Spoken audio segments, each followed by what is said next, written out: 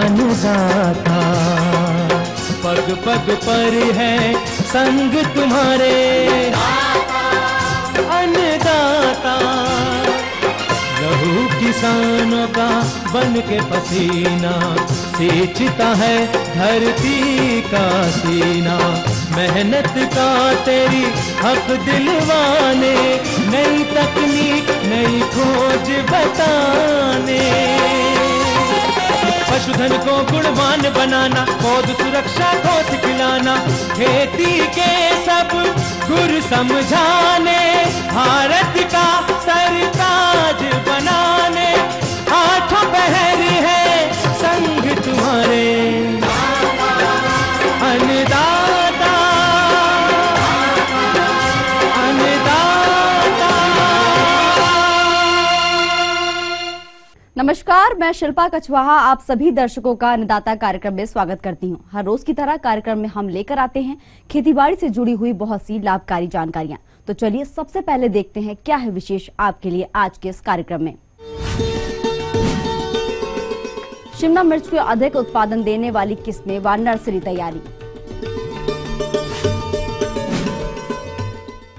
अरहर में लगने वाले विभिन्न प्रकार के रोग एवं उनकी रोकथाम।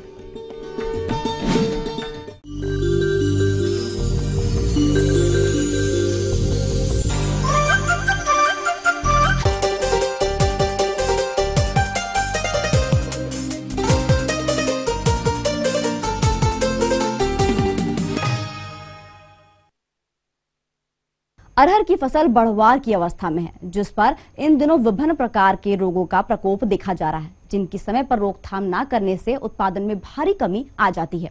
अतः किसान भाइयों, अरहर की फसल में रोगों की पहचान एवं उसकी रोकथाम किस प्रकार से करें, इस विषय पर जानकारी दे रहे हैं बिरसा कृषि विश्वविद्यालय जिला रांची के डॉक्टर मनोज वर्णवाल। 2.5 एकड़ में करीब आप अरहर की खेती किए हैं, उसमें खास करके जो बीमारी आ रही है, उस बीमारी के रोकथाम में तो आप क्या क्या करेंगे? किसान भाई, आपके खेत में अभी पत्ती का धब्बा रोग दिख रहा है, जो खास करके देखा जाता है कि पत्ती के निचले पत्ती पर सबसे पहले रोग का लक्षण दिखाई पड़ता है। शुरू में ये भूरा रंग का धब्बा बनता है, जो आगे चल करके धीरे धीरे वो बड़ा होता है और कई धब्बे आपस में मिल करके बड़े बड़े धब्बे बनाते हैं। इस तरह का धब्बा, उसको हम लोग इंग्लिश में कंसेंट्रिक रिंग बोलते हैं।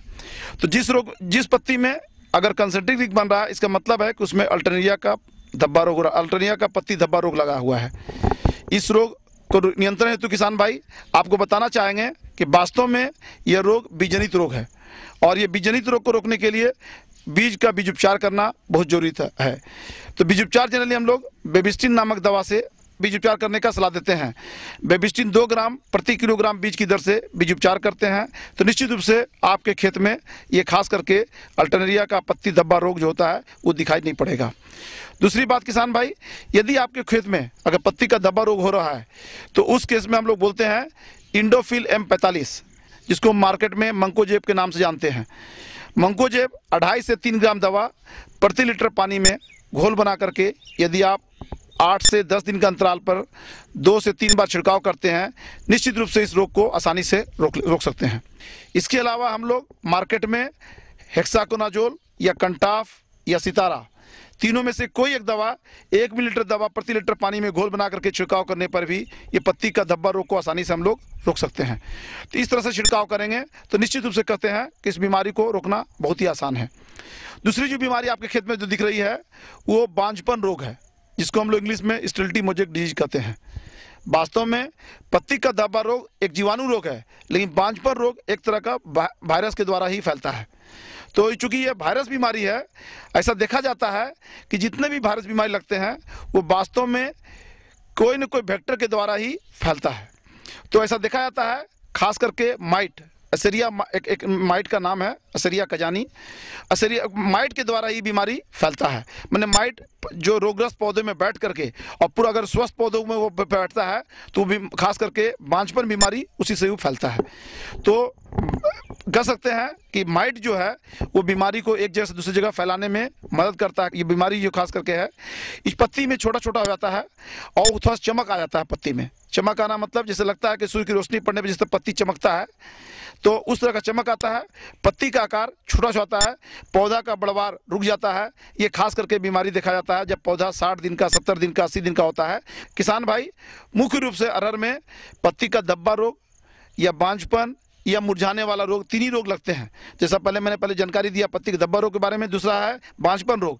यह रोग के लक्षण शुरू में वास्तव में पत्ती में ही आते हैं और ऐसा देखा जाता है जब इसमें फूल बनने की अवस्था होती है, तो उसमें फूल बनने की अवस्था होती है लेकिन वो दाना में बदल नहीं पाता है। क्यों? क्योंकि वो बांझपन रोग से रोगग्रस्त होता है, तो उसमें दाना ठीक से बन नहीं पाता है। तो बांझपन रोग को रोकने के लिए किसान भाई हम लोग सलाह देते हैं, खास करके मोनोक्रोटोफॉस दवा नामक दवा का छिड़काव करने पर इस बीमारी को आसानी से कंट्रोल किया जाता है। जो कैल्शियम दवा माइटिसाइड होता है उसका भी छिड़काव करते हैं तो निश्चित रूप से कहते हैं कि स्टिल्टी मोजे को हम लोग आसानी से कंट्रोल कर सकते हैं। खास करके तीसरा एक बीमारी आता है जब पौधा लगभग 100 दिन का हो जाता है या 100 दिन को पार करने लगता है, तब उसमें एक मुरझाने वाली बीमारी आती है। कभी कभी ऐसा भी दिखाया जाता है कि पौधा का एक शाखा सूखता है और दूसरा शाखा पूर्ण रूप से स्वस्थ दिखता है। उसको भी हम लोग मुरझाने वाली बीमारी को ही हम लोग जैसे उकटा रोग या विल्ट कहते हैं, वो रोग खास करके दिखाया जाता है। जिस खेत में विल्ट का प्रकोप प्रत्येक साल दिखाई पड़ता है, हम लोग उसके बारे में कहते हैं उस खेत में आप अरहर का खेती न करें, कि फसल चक्र को अपनाना चाहिए। दूसरा हम लोग बारे में कहते हैं खास करके कि समर में गर्मा जुताई कीजिए, मतलब अप्रैल मई में जब बारिश होती है उसमें खेत की जुताई करना चाहिए। तीसरा, ट्राइकोडर्मा नामक एक दवा आती है, ट्राइकोडर्मा नामक दवा का व्यवहार जड़ के पास करना चाहिए। जब आप बुआई करते हैं तब ट्राइकोडर्मा दवा का जड़ के पास छिड़काव करना चाहिए। उस पाउडर डालने पर निश्चित रूप से आपको मुरझाने वाली बीमारी आपके खेत में नहीं के बराबर दिखाई पड़ेगी और इस तरह से आप आसानी से बीमारी को कंट्रोल कर सकते हैं। ये थी कुछ उपयोगी जानकारियां। अब लेते हैं एक छोटा सा ब्रेक, जल्द लौटेंगे और कार्यक्रम में आगे हैं महत्वपूर्ण जानकारियां। बने रहिए हमारे साथ। शिमला मिर्च को अधिक उत्पादन देने वाली किस्में व नर्सरी तैयारी। आइए झारखंड की सैर पर चलते हैं। खूबसूरती, प्राकृतिक संपदा और विकास की अपार संभावनाएं हैं यहाँ। पर उन्नति की राह पर ये कैसे गति अवरोधक हैं? खोजेंगे इन्हें, निकालेंगे हल जोहार झारखंड में।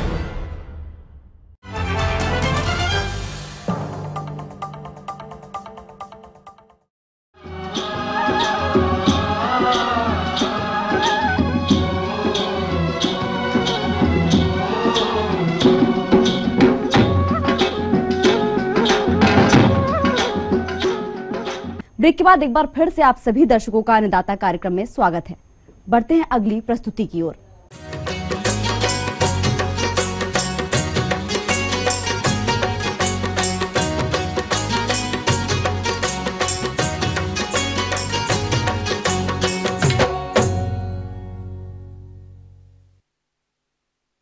शिमला मिर्च की खेती बहुत से किसान भाई करने लगे हैं और वर्तमान समय इसका बिचड़ा डालने के लिए उपयुक्त है।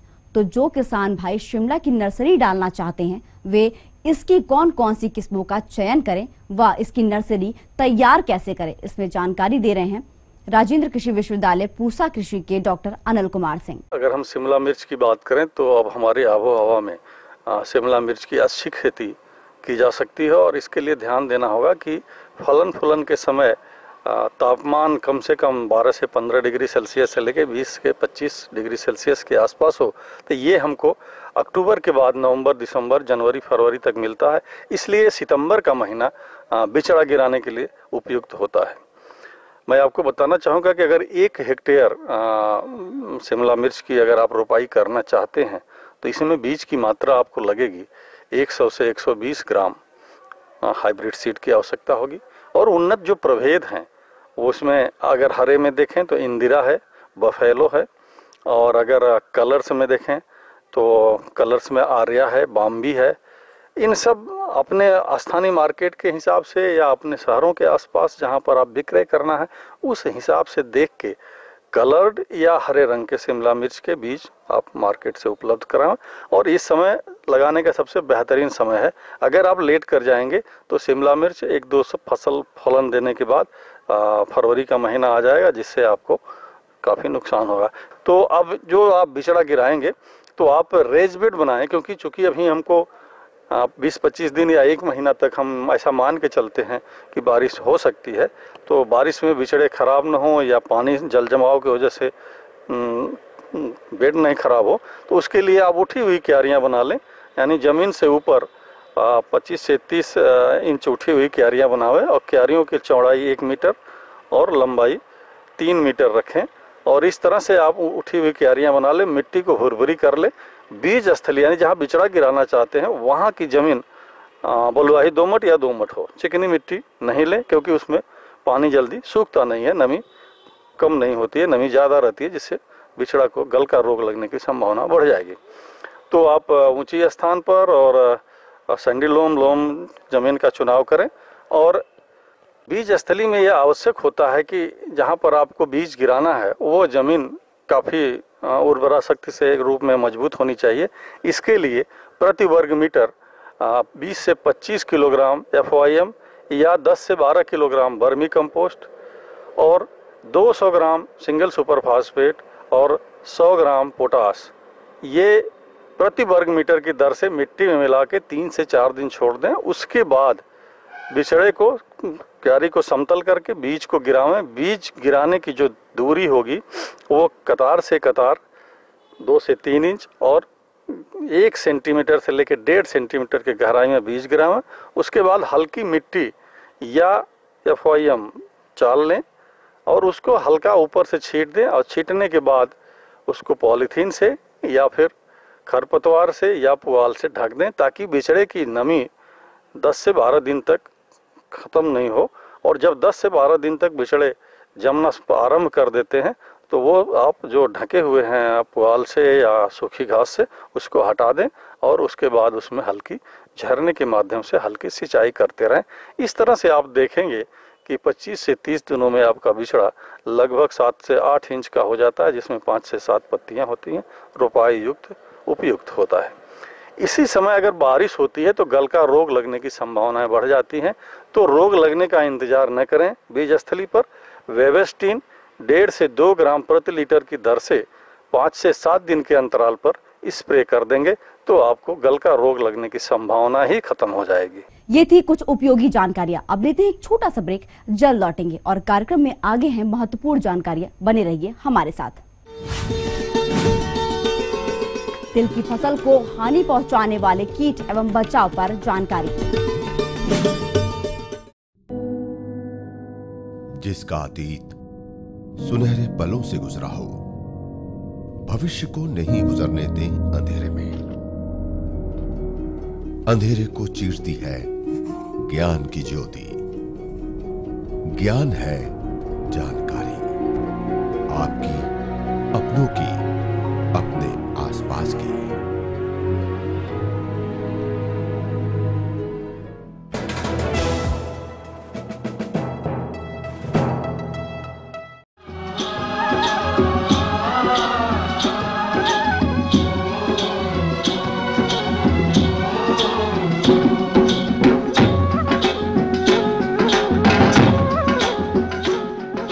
ब्रेक के बाद आप सभी दर्शकों का स्वागत है। चलिए अब रुख करते हैं अगली कड़ी की ओर।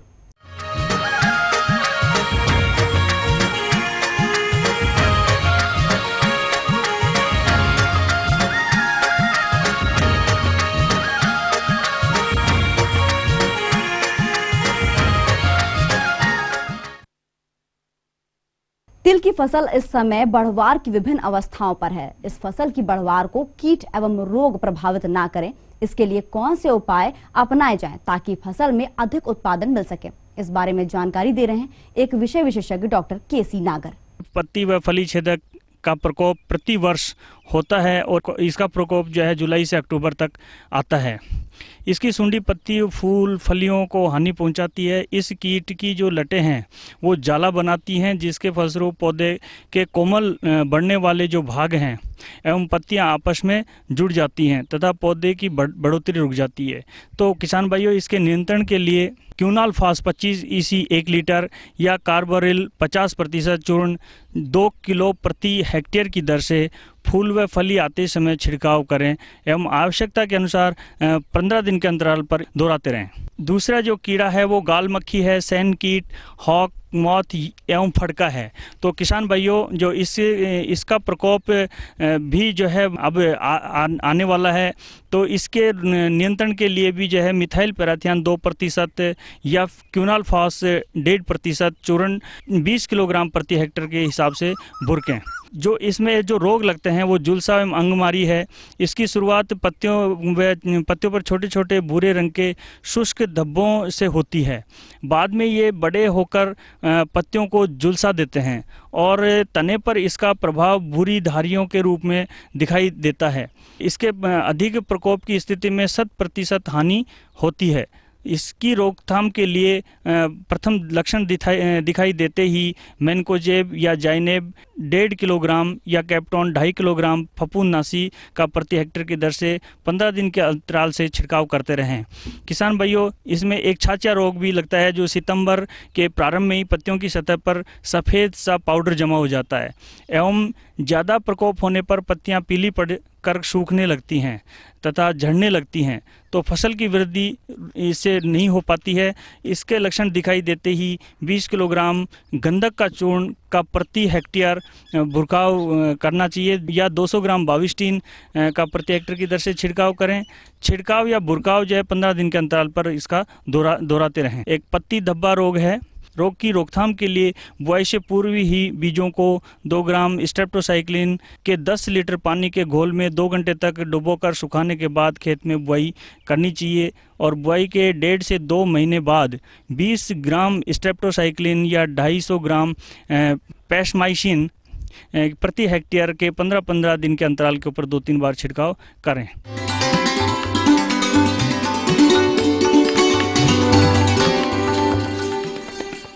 अन्नदाता हेल्पलाइन निशुल्क फोन संपर्क सेवा के माध्यम से आपके द्वारा पूछे गए प्रश्नों में से 1 या 2 महत्वपूर्ण प्रश्नों को हम अपने कार्यक्रम में शामिल करते हैं। इसी के तहत आज का चयनित प्रश्न और उसका जवाब इस प्रकार है।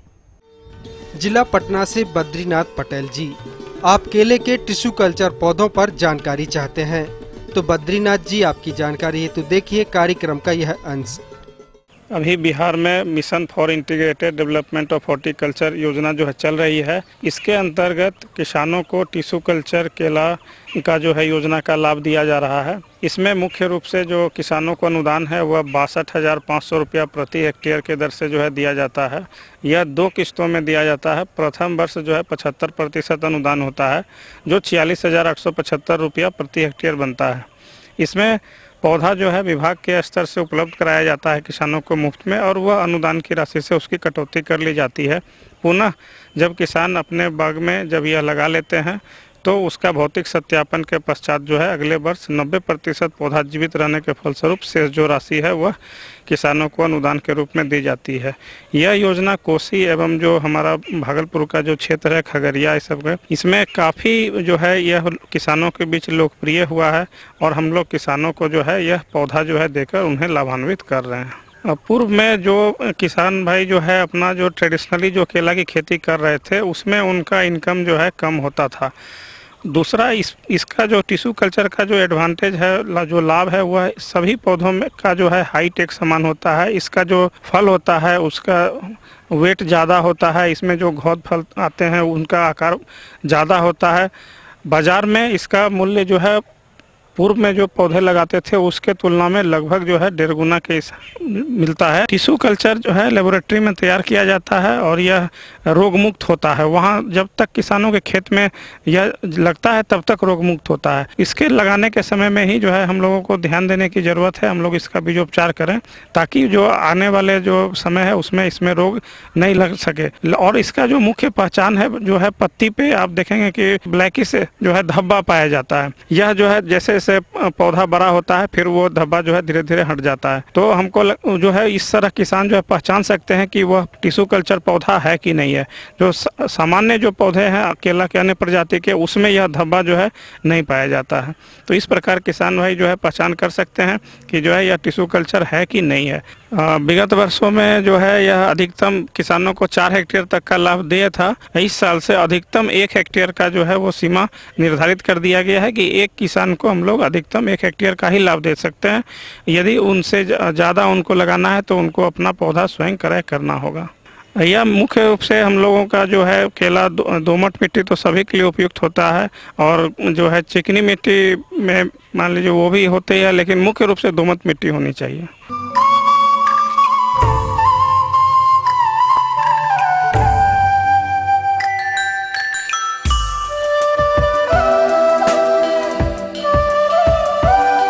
टिश्यू कल्चर केला जो है अभी विगत वर्षों में इसकी डिमांड काफ़ी बढ़ी है। किसानों ने सबौर यूनिवर्सिटी से जो है वहाँ से भी किसान ला के लगा रहे हैं, और कुछ प्राइवेट कंपनियां भी अभी वर्तमान में कटिहार जिले में टिश्यू कल्चर पौधे की आपूर्ति कर रही है। तो इसमें जब किसान भाई लेते हैं तो वहाँ पे उनसे देख लें कि किस कंपनी से उन्होंने पौधा प्राप्त किया है, वो कंपनी का जो है उनके पास वाउचर होगा, उससे देखकर जो है संतुष्ट हो लें कि वह जो है सही में टिश्यू कल्चर G9 वैरायटी है, तब वो जो है उनसे क्रय कर सकते हैं।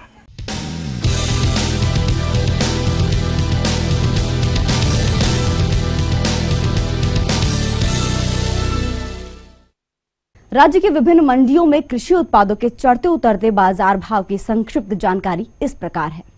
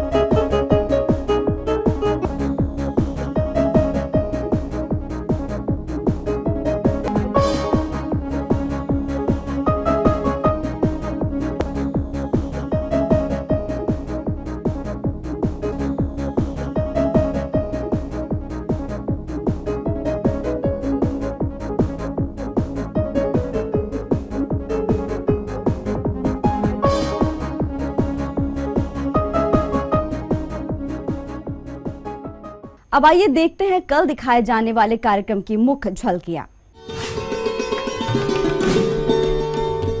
हरी पत्ती के लिए धनिया की वैज्ञानिक बुआई तकनीक,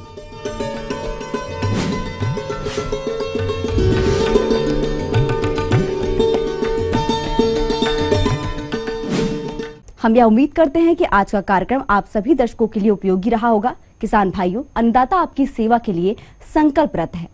कृषि संबंधित समस्या एवं सुझावों के लिए आप हमें इस पते पर संपर्क कर सकते हैं। प्रोड्यूसर अन्नदाता ETV Bihar Jharkhand, Ramoji film city Hyderabad 501512। साथ ही आप हमें ईमेल भी कर सकते हैं। हमारा ईमेल एड्रेस है annadatabihar@etv.co.in।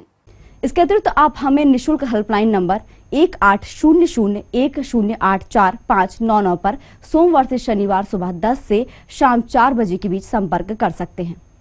फिलहाल अन्नदाता की पूरी टीम को इजाजत दीजिए। कल फिर इसी समय आपसे मुलाकात होगी कृषि संबंधित कुछ और रोचक जानकारियों के साथ। नमस्कार।